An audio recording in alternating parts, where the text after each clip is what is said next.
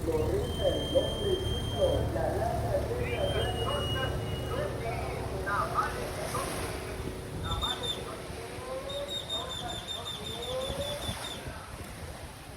Hangout. Abhängen, abschalten, auftanken. Buenas, ihr schönen Menschen, und herzlich willkommen zurück zum Hammock Hangout. Ich hoffe, dir geht es gut, egal wo du gerade bist.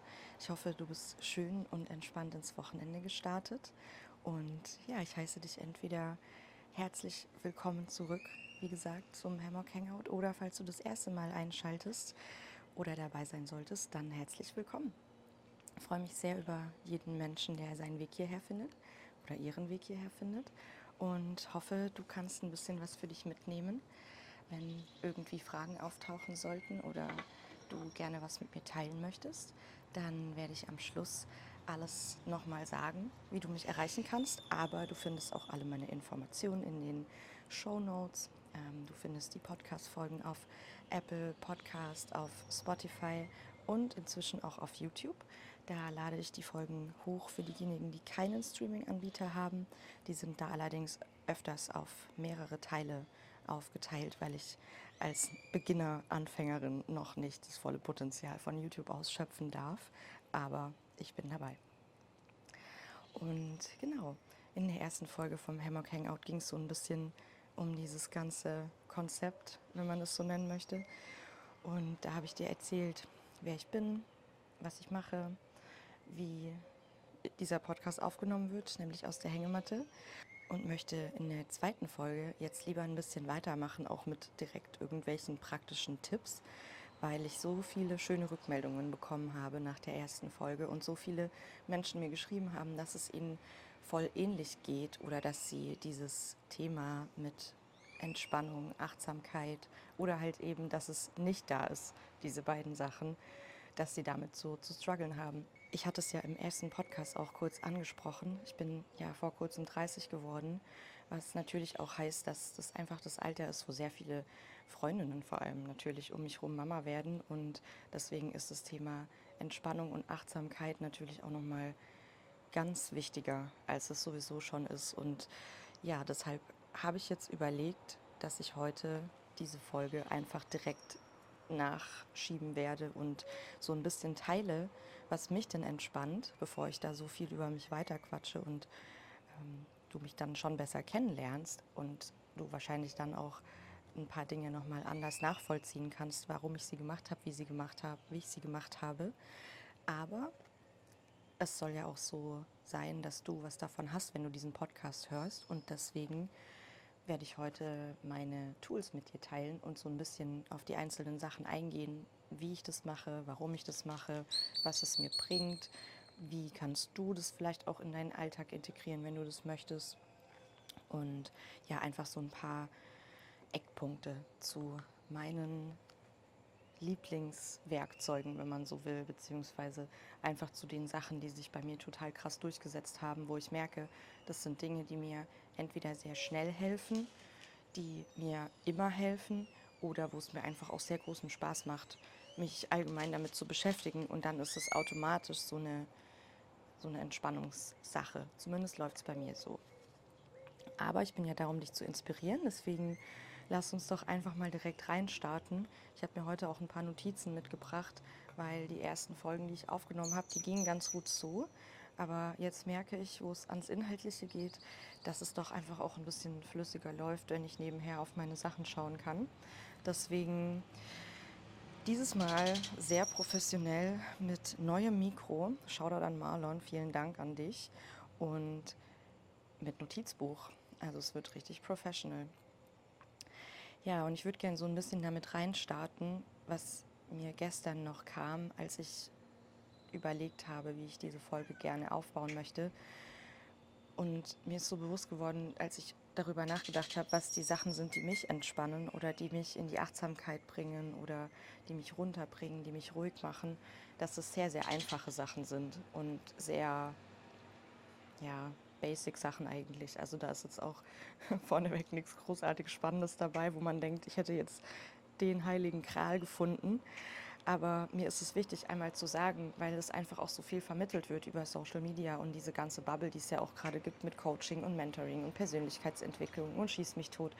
Ich benutze auch selber diese Wörter immer, aber ich weiß halt nicht, wie ich es anders nennen soll. Ich finde aber ganz viel von dem, was da passiert, ganz, ganz schlimm. Ist aber ein Thema für eine andere Folge. Oder vielleicht auch für gar keine Folge. Ich weiß nicht, ob ich mich da überhaupt drüber ärgern möchte. Aber es wird immer so ein Bild vermittelt, dass wir so krass viel tun müssten, um unsere Lebensumstände zu verändern oder um Dinge zu verbessern. Und ich bin da natürlich auch auf den Leim gegangen und dachte, ich muss ein Programm nach dem anderen machen und das kaufen und hier kaufen und da kaufen und der weiß es und die weiß es. Und am Ende ist es so egal. Und natürlich ist es voll wichtig, dass man sich Unterstützung sucht, wenn man sie braucht oder wenn man merkt, ey, ich komme da halt selber gar nicht mehr weiter. Und es muss ja auch nicht immer dann gleich sein, dass man in eine Gesprächstherapie geht, weil man sagt, okay, mir geht es zwar nicht gut, aber mir geht es jetzt nicht so schlecht, dass ich das Gefühl habe, ich bräuchte eine Gesprächstherapie oder psychologische Unterstützung. Dann kann man sich ja auch Menschen suchen, die einfach vielleicht schon mal in einer ähnlichen Lebenssituation waren, die einem dann weiterhelfen können oder die einfach den Support geben können. Und daraus hat man halt angefangen, sehr krasse Verkaufsmodelle zu machen. Und ich verstehe den Hintergedanken, wir alle müssen Geld verdienen. Ich muss auch Geld verdienen. So gern ich von Luft und Liebe leben würde. Aber halt eben dieses übertriebene, in den und den x Wochen wirst du dein komplettes Leben verändert haben, alle deine Trauma aufgelöst und deine fünfstelligen Monatsumsätze, die passieren dann auch von ganz alleine. Und ich bin, wie gesagt, da auch so ein bisschen am Anfang nicht drauf reingefallen, aber habe mich natürlich umgeschaut, habe auch das ein oder andere gemacht und habe aber für mich gemerkt, ich bin einfach so ein Basic-Mensch. Schon immer, egal um was es geht und eben auch bei den Themen Entspannung und Achtsamkeit. Und deswegen ist es mir einfach sehr wichtig, am Anfang zu sagen, dass wenn du das Gefühl hast, dass dir sehr simple Sachen sehr gut taugen und du damit voll gut zurechtkommst und du nicht irgendwie viermal in der Woche irgendwo hingehst und es kostet viel Geld oder super viel Zeit und es bringt dich aber runter oder es bringt dich an das Ziel, das du gerne möchtest, dann ist es richtig gut. Und lass dich da bitte nicht irgendwie ins Boxhorn jagen, dass du ganz viele Sachen im Außen kaufen und machen musst. Mach das, wenn du da Bock drauf hast. Dann ist es mit Sicherheit auch das Richtige, aber lass dich von niemandem belabern. Und die Leute, die dich so krass versuchen, irgendwo reinzulabern, genau. Für mich war nämlich der Game Changer. Ich würde mich auch als ein Mensch der Extremen bezeichnen. Ich habe das immer sehr krass gebraucht, dass es mir entweder richtig, richtig gut oder richtig, richtig schlecht geht. Und mein Game Changer war wirklich, diese Extremen auszuschalten. Und zwar nicht abzuschalten, sondern so ein bisschen runterzufahren. Und die Schönheit in diesen Kleinigkeiten, in den kleinen Momenten, in den kleinen Begegnungen, im, ja, im Alltag zu finden. Und deswegen möchte ich auch diese ganzen Sachen mit dir teilen, weil es ist einfach so krass, was den ganzen Tag um uns rum ist, was wir einfach gar nicht beachten oder wo wir verloren haben, das zu beachten. Und oftmals sind es halt die Sachen, die entweder immer da sind oder die einfach selbstverständlich für uns sind. Und ganz viel geht auch darum, sich wieder mehr oder überhaupt wieder darauf zu fokussieren und mit dem zu arbeiten erstmal, was auch schon da ist. Dann legen wir doch einfach mal direkt hier los, wie ich mich am besten entspannen kann. Also was mir immer und auch sofort hilft, ist rauszugehen in die Natur. Egal wo ich bin, ich suche einfach den natürlichsten Ort, den ich finden kann und gehe dorthin. Am besten ist natürlich sowas wie irgendwie ein ruhiger Wald oder ein großes Stück Wiese, wo man auch ein bisschen alleine sein kann. Oder wenn du die Möglichkeit hast, in den Bergen oder am Meer zu sein. Ich sag mal, je wilder und natürlicher, desto wirkungsvoller ist es auch bei mir. Und da möchte ich einmal was droppen, was ich jetzt gemerkt habe, was tatsächlich nicht so viele Leute wussten, wie ich dachte, weil ich habe davon schon sehr oft gehört und bin irgendwie davon ausgegangen, das ist schon so auch außerhalb von meiner Bubble angekommen. Aber unser Körper hat eine bestimmte Ladung und die Erde an sich hat auch eine bestimmte Ladung. Wenn ich mich gerade richtig erinnere, unser Körper ist negativ geladen und die Erde positiv. Vielleicht ist es auch andersrum. Aber wenn wir beispielsweise barfuß laufen, dann findet ein Ladungsaustausch statt zwischen unserem Körper und der Erde. Das heißt, die Erde unterstützt uns Menschen dabei und unseren Organismus, dass wir überschüssige Ladung abgeben dürfen, weil sie die braucht. Und deswegen ist es auch so eine Sache, dass jeder Mensch sagt, wenn es dir nicht gut geht, wenn du gestresst bist, wenn du 5 Minuten Pause brauchst, geh raus an die frische Luft und am besten barfuß. Und es ist dieses cheesy Ding, was man sagt, Bäume zu umarmen. Aber it helps, weil der menschliche Organismus und der pflanzliche Organismus, die sind miteinander connected. Und Bäume beispielsweise, wenn man jetzt in den Wald geht oder auch in die Berge, Bäume beispielsweise produzieren Pheromone, die in unserem Körper eine bestimmte Wirkung haben.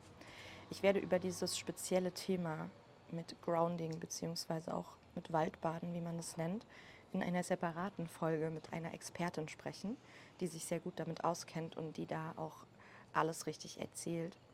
Aber nur so viel dazu, dieses Gefühl, das du vielleicht auch hast, dass es einfach immer hilft, draußen zu sein. Das ist nicht nur ein Gefühl, sondern das ist einfach eine Tatsache. Also das kann man auch messen mit so Strom-Elektromessgeräten. Keine Ahnung, wie die heißen, aber es geht. Deswegen mein erster Tipp, pack dir was zu trinken ein, eine große Flasche Wasser, zieh dich so entsprechend an, dass du eine Weile draußen sein kannst und geh einfach raus. Nimm die Dinge achtsam wahr, lass am besten auch das Handy zu Hause oder wenn du das Handy mitnimmst, dann vielleicht einfach mit einem Podcast oder einer entspannten Playlist, aber jetzt nicht da auch permanent dann am Handy hängen, um Nachrichten zu beantworten oder Instagram zu checken, sondern wirklich achtsam spazieren gehen, vielleicht auch so Dinge einbauen, wie dich immer wieder umzugucken, was du siehst, so ein bisschen die Farben auch zu entdecken. Grün ist eine Farbe, die sehr, sehr beruhigend auf den menschlichen Organismus wirkt. Grün ist auch die Farbe, die wir Menschen im größten Spektrum wahrnehmen können, weil eben alles in der Natur auch grün ist. Und deswegen beruhigt es uns Menschen automatisch. Oder wenn du im Wald bist, irgendwie kleine Tierchen zu beobachten oder so. Ich habe das als Kind schon voll gerne gemacht und ich habe auch jetzt, seit wir in Mexiko sind, wieder total krass dazu zurückgefunden, einfach zu beobachten, was da um mich rum passiert. Und hier in den Tropen ist es nochmal ein bisschen mehr wuselig, sage ich mal. Wir haben schon sehr viele Insekten und größere und sehr große. Sehr viele Straßentiere hier natürlich auch in Mexiko. Wir haben ja selber 2 Katzen. Und es ist einfach schon sehr schön, Tiere um sich herum zu haben, egal ob dauerhaft oder einfach mal kurz bei einem Ausflug, ist einfach was sehr Groundendes auch. Das bringt mich immer wieder runter und mich macht es sehr, sehr glücklich, wenn ich unseren Kätzchen zuschaue. Sie sind auch jetzt gerade hier mit mir auf der Dachterrasse und schon seit einer halben Stunde am Spielen. Und es ist ja gerade auch, wenn man beispielsweise Haustiere hat, einen Hund oder so, dann ist es doch voll gut, immer wieder mal rauszugehen und diese Zeit dann auch sehr gezielt dafür zu nutzen, um selber auch eine halbe Stunde abzuschalten, achtsam zu sein, achtsam spazieren zu gehen, wahrzunehmen, was um mich herum stattfindet, was alles da ist. Und vielleicht ist es bei mir nur so, weil ich sehr naturbezogen aufgewachsen bin. Mein Opa hat mich immer mitgenommen in den Garten. Der hatte so einen Schrebergarten, als ich ein Kind war und hat mir da auch alles erklärt und hat sehr viel Gemüse und Obst selber angebaut und da sich drum gekümmert, mit seinem besten Freund diesen Garten eben zu bewirtschaften. Und das war wirklich, also das hatte schon sehr krasse Ausmaße. Er hat den Sommer über und noch das restliche halbe Jahr des über war auch einen sehr großen Teil die Familie und die Nachbarschaft mit seinen Ernten versorgt. Aber für mich ist es einfach so faszinierend und unbegreiflich, was die Natur zustande bringt. Egal, ob ich mir Bäume anschaue, ob ich mir Pflanzen und Blumen anschaue oder Tiere. Dieser perfekt ineinandergreifende Organismus. Manchmal stehe ich da und denke mir so, wow, das kann doch gar nicht sein, dass es irgendwas auf dieser Welt gibt, was so was Perfektes zustande gebracht hat. Und ja, das ist für mich immer auch so eine Erinnerung, dass ich selber Teil von diesem ganzen Perfekten bin und was auch immer passiert ist,